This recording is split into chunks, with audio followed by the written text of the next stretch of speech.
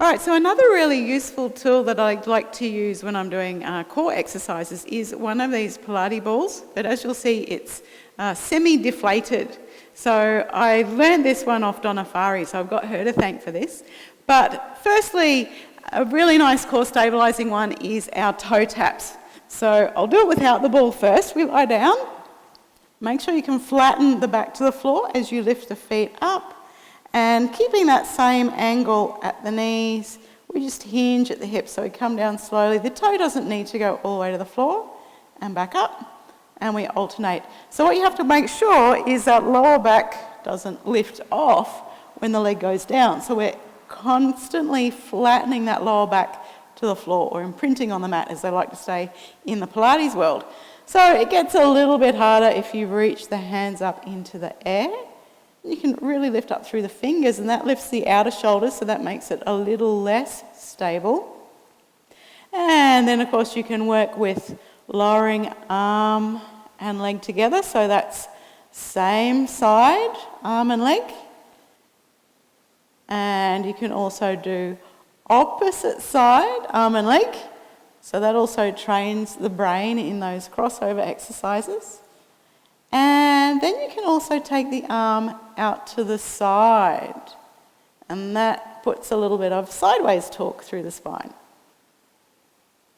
And there are a few options you can do, but then if you want to make it a little harder, add this semi-inflated ball just underneath the sacrum. And so now, when you lift the legs up, it's a lot more wobbly.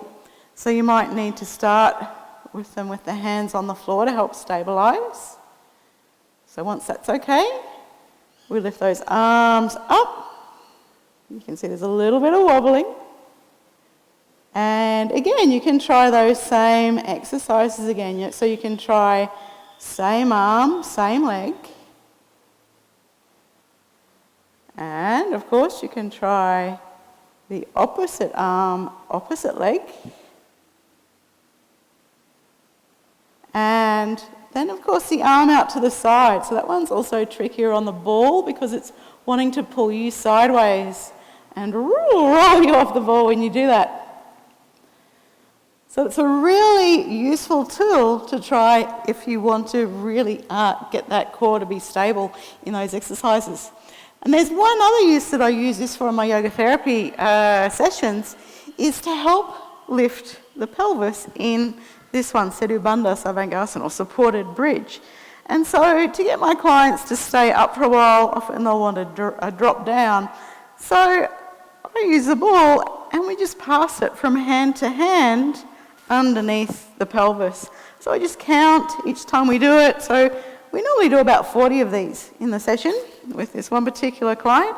And it's a really useful way to keep him lifting up nice and high, because as he lowers down, of course, he can't pass it through.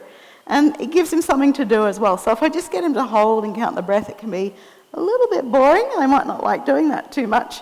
But if you've got them moving something when they do it, then it works really well. And of course, then you can place it between the knees, and that's helpful as a spacer between the knees when you roll over as well. So there's lots of uses for this ball, but I find using it semi-inflated is a really good way to use it. You can get a lot out of it doing that. So if you've got one of these balls, give it a go, take some of the air out and see how you go. Let me know.